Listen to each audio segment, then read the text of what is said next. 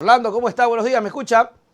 Le escucho perfectamente, Nelson. Qué gusto escucharle a usted también y estar en su programa que me parece que adquiere cada día más un prestigio que otros van en cambio perdiendo, Así dicen, así dicen. lastimosamente.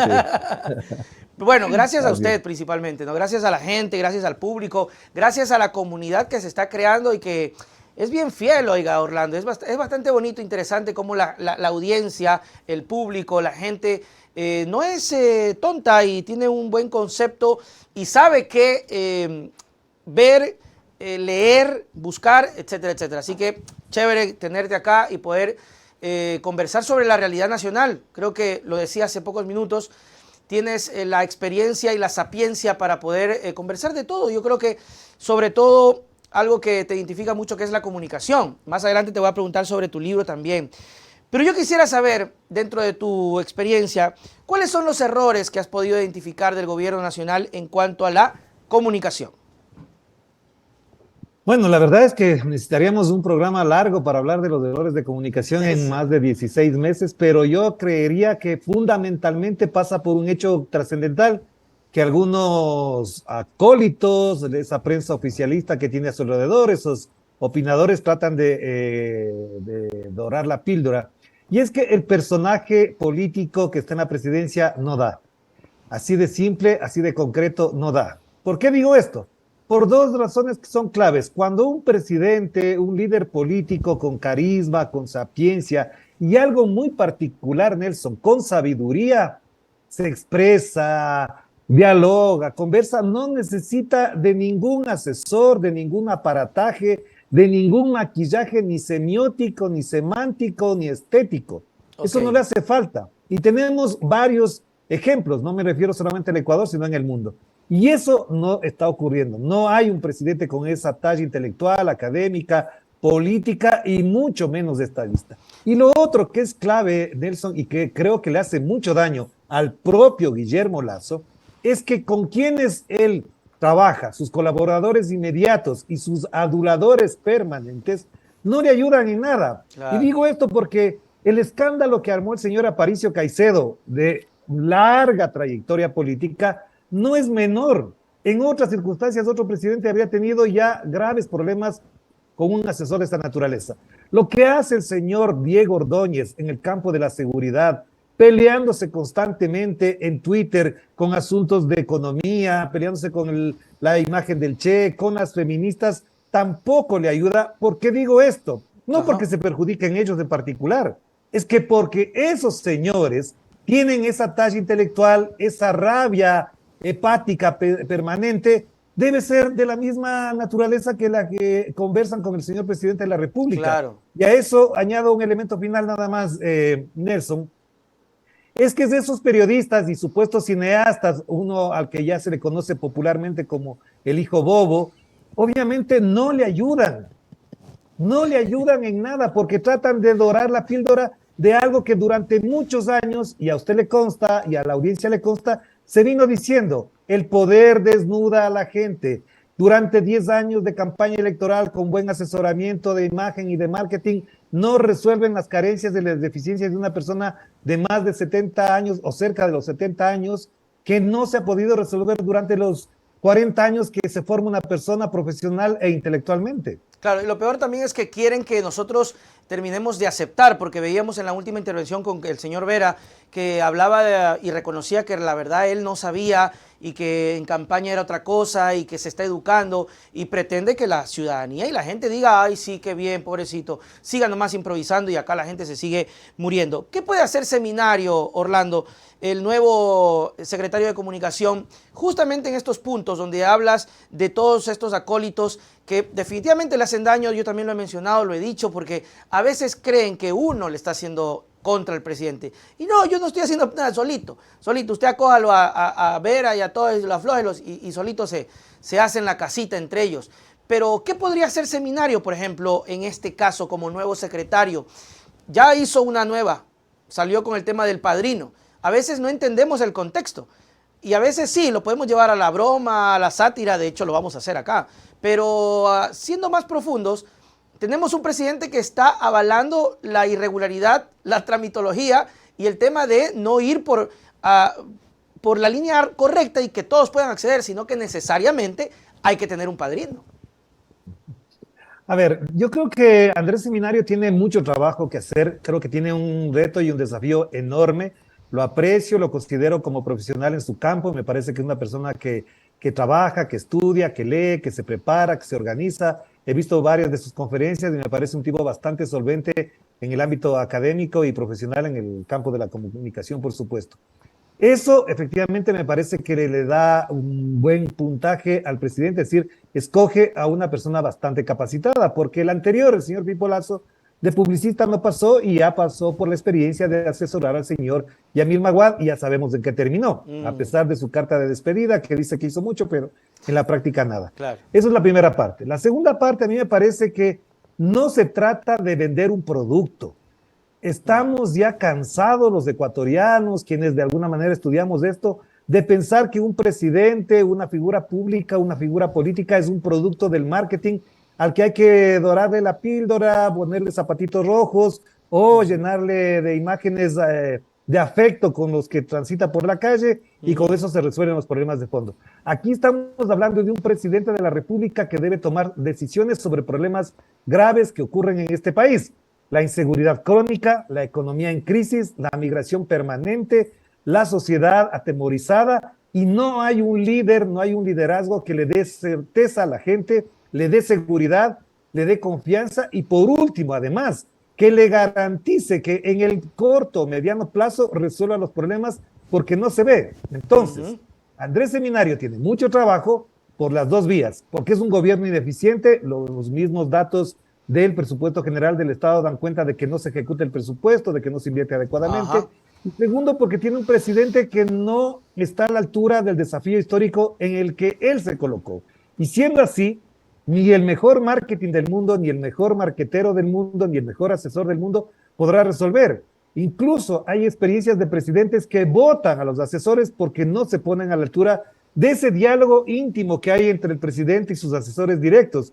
Conozco de casos centrales, he estado de cerca de algunas figuras políticas donde de plano le dicen a su asesor, ven, tú no sirves para esto, te retiras tranquilamente porque no me estás entendiendo, no me estás ayudando o no estás al nivel de la altura que se requiere para un cambio o una gestión histórica. Por ejemplo, Orlando, en pocas palabras, lo que ha venido realizando, hablemos solamente del caso de Ordóñez, por decir, y de algunos voceros, hace rato un presidente coherente tenía que o retirarlos, sacarlos y en otros casos pararles el carro, porque estos acólitos que tú hablas, que también creo que les hace bastante daño al presidente, tienen una vía suelta porque no son directamente involucrados al gobierno, no están suscritos a la presidencia, pero tienen un vínculo directo, ¿no? Hablamos de estos voceros y estos opinólogos y toda esa cosa.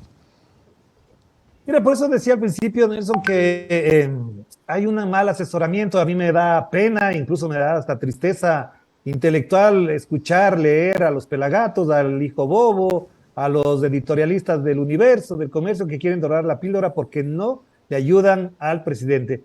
Ya veo incluso, y esto es muy interesante también tomarlo en cuenta, Nelson, ya veo una cierta distancia, ya les veo siendo críticos. Ayer en una entrevista con La Posta, el señor Carlos Andrés Vera reconocía que efectivamente los trolls, el grupo de trolls existen, que no pero no la maneja él, dice, ¿no? Bueno, él dice eso, pero hay demasiados testimonios para asegurar que el señor Carlos Andrés Vera, al que ahora popularmente se le conoce como el hijo bobo, y él contribuyó a que eso se popularizara por su vanidad, por su ego, porque cree que el mundo gira alrededor de su imagen, de su figura. Él mismo reconoce eso, él mismo reconoce que hay debilidad, que hay incluso problemas. Entonces, ¿están tomando distancia para lavarse la cara, para lavarse la imagen o para deslindarse de la responsabilidad que tuvieron y tienen de haber instalado a una persona que no está capacitada para el cargo? Yo me hago esas preguntas, pero al mismo tiempo, con respecto a tu pregunta, efectivamente, el señor Aparicio Caicedo tenía que haber salido de ese cargo hace rato, claro, hace mucho tiempo. Sigue ahí, el ¿no? Señor, ¿ah? Sigue ahí, sigue Aparicio, sigue Ordóñez, siguen todos. Siguen todos y no le hacen bien. Es más, el problema del señor presidente es que se aferra a esos personajes sabiendo que le hacen mucho daño. Por eso me pregunto yo, ¿por qué le sacó al señor Patricio Carrillo del Ministerio del Interior? ¿Qué hubo para que pudiera salir un personaje que tampoco le ayudó suficientemente para atender un problema tan grave como es la crisis de seguridad y ese caso escandaloso de femicidio en la Escuela de Formación de Policías.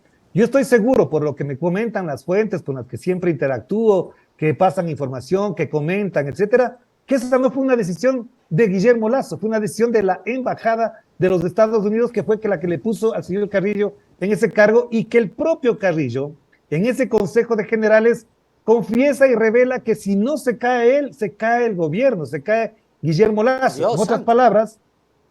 palabras, palabras más, palabras menos, tuvo que sacrificar a Patricio Carrillo para salvar el gobierno, porque la situación con el escandaloso femicidio de María Belén Bernal, una abogada joven con un talante ético bastante alto, que ahora quieren desprestigiar los aparatos de troll que manejan personas o personajes ligadas al gobierno, obviamente era una circunstancia muy difícil. ¿Qué hace falta para que el señor Diego Ordóñez se prepara? Hace falta que salgan denuncias, por ejemplo, de las compras y ventas de armamento bélico a Ucrania, a Israel, para que se caiga el señor Diego Ordóñez.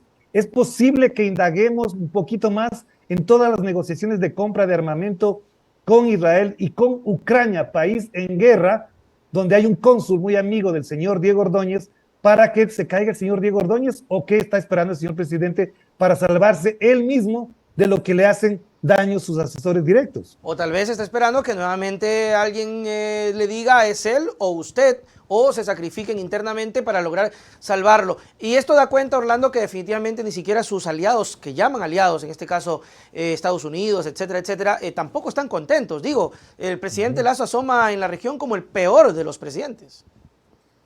Mira, ese es un tema muy importante, Nelson, y vale la pena abordarlo desde distintas perspectivas, pero yo solamente me quiero apegar a un elemento clave que todo analista político, efectivamente, cuando converso, lo sueltan, es que el presidente ha perdido prestigio, reconocimiento y además popularidad entre la misma comunidad que lo apoyó durante toda su gestión en la campaña electoral. La embajada de los Estados Unidos ya no es la misma de antes, ya no hay voceros o esos contactos que establecen cierta comunicación con opinadores para decirle, vea, el presidente está muy bien, hay que aplaudirle.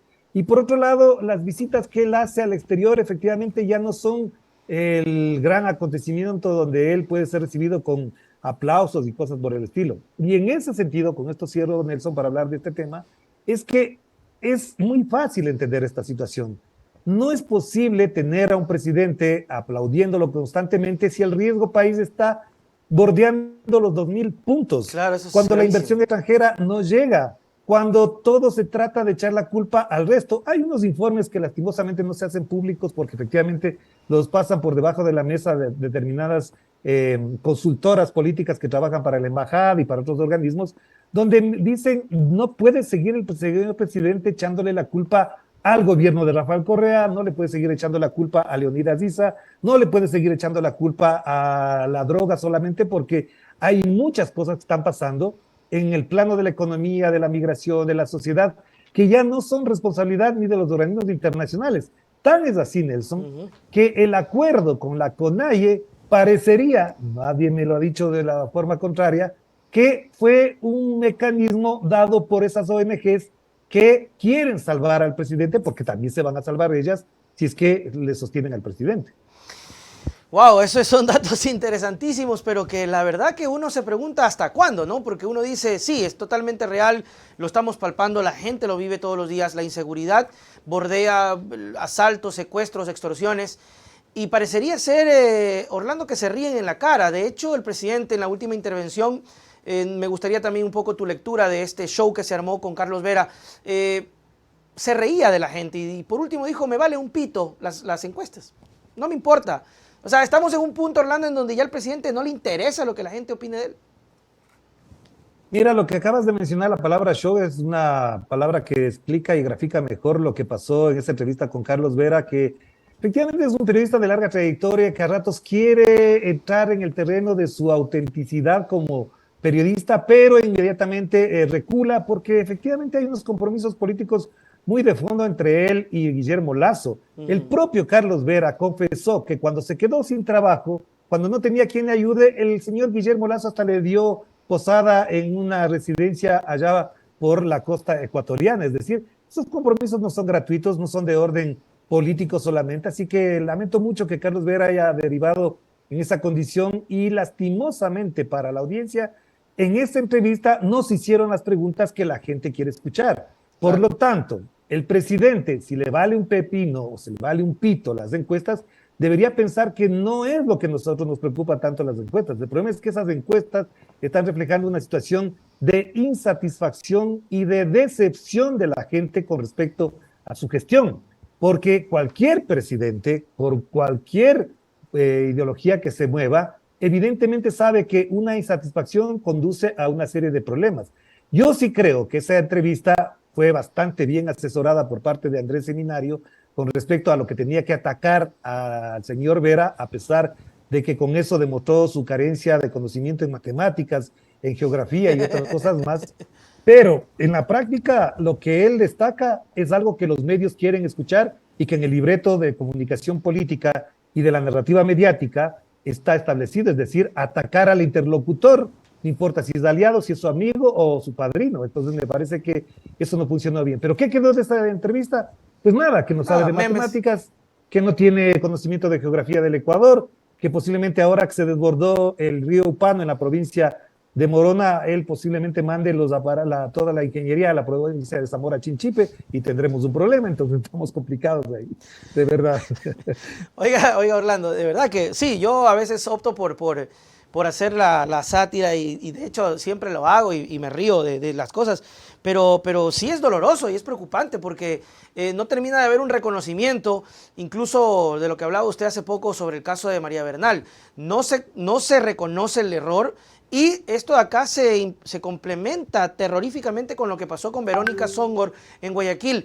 Tampoco se reconoce que estuvo sola, que no tenía más personas, que estuvo al año en un lugar muy conflictivo. No digo que no deba hacerlo, pero ¿por qué los protocolos no hablan de estas situaciones? Eso es una de las cosas que, por ejemplo, me llama la atención. El no reconocimiento de los errores partiendo de la propia policía. ¿Cuál es tu lectura de eso, Orlando?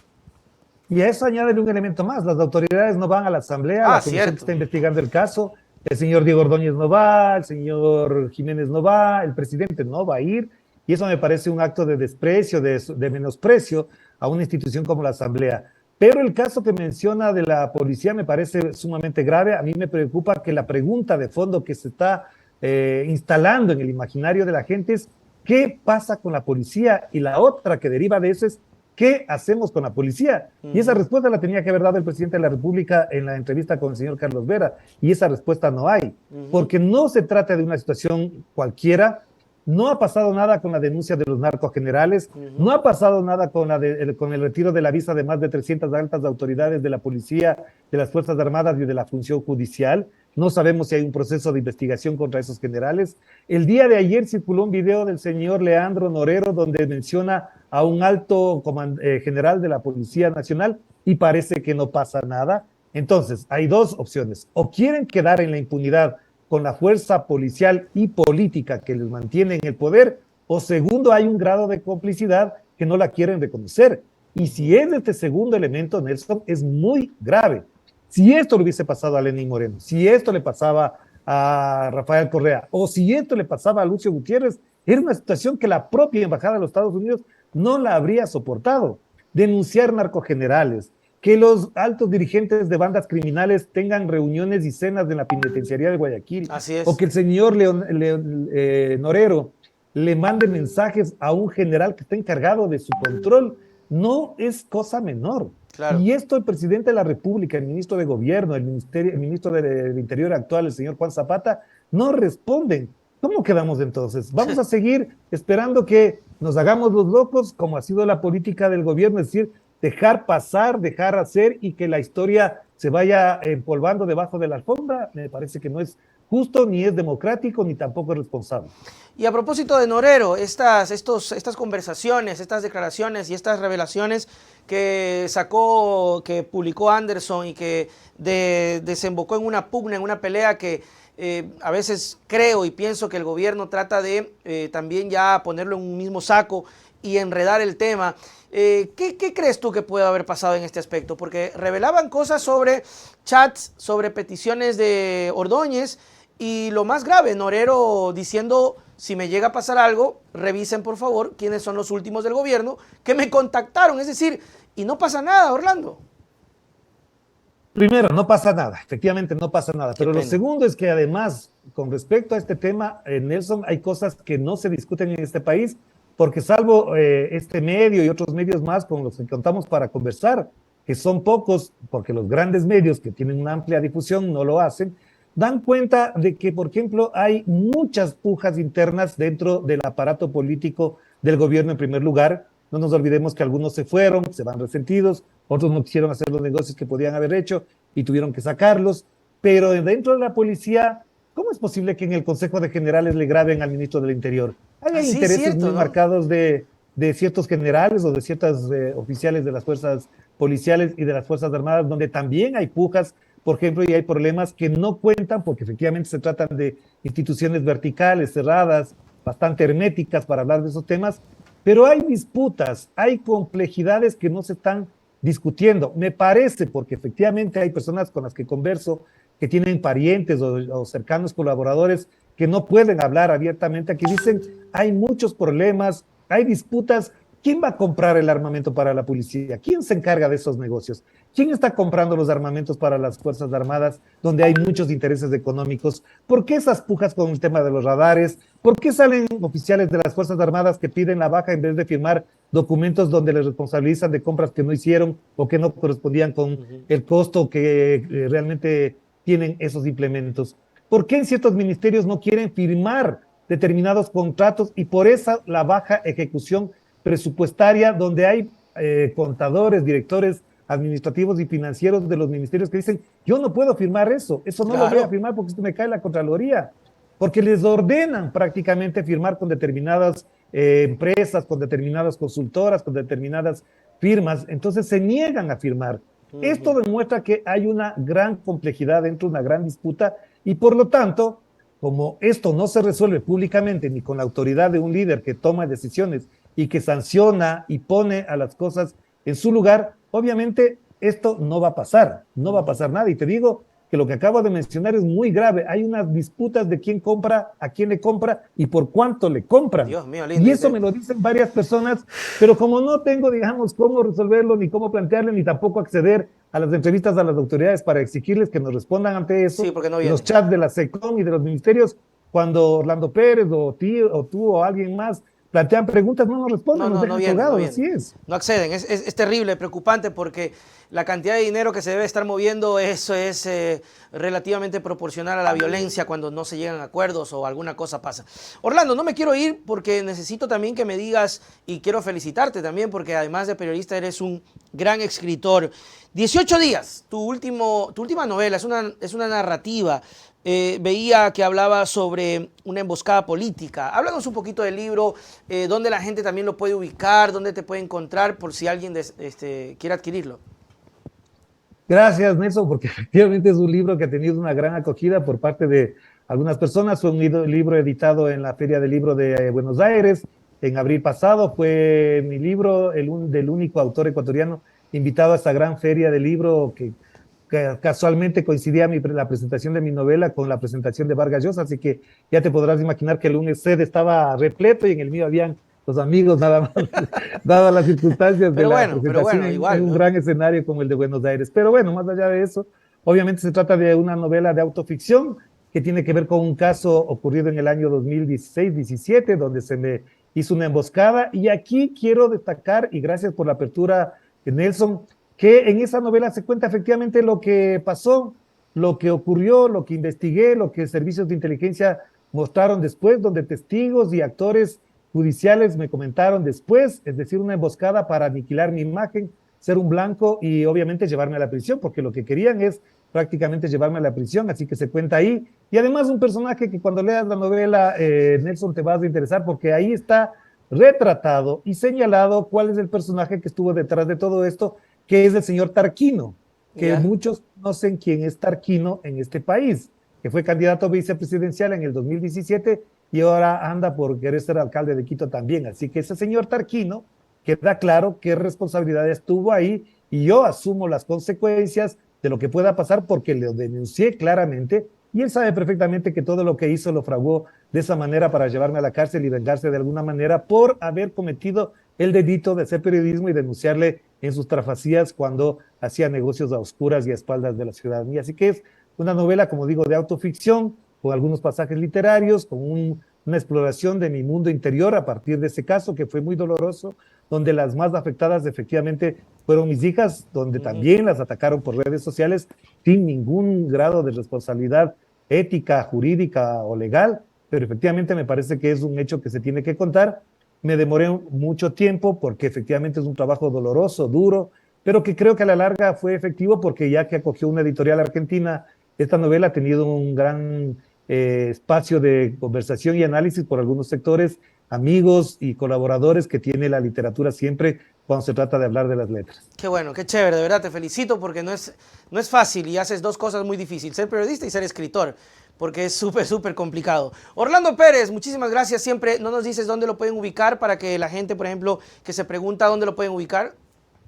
En el el Fondo de Cultura Económica, el Centro Cultural Carlos Fuentes de Quito, pero te voy a hacer llegar para que si tienes forma de distribuirlo también entre los amigos, te hago llegar Nelson y también, por supuesto, un ejemplar para ti de todo cariño. Muchas gracias. Orlando, te molesto en otra ocasión para seguir conversando. Chao, chao. Siempre será un gusto conversar contigo. Un abrazo para todos y todas.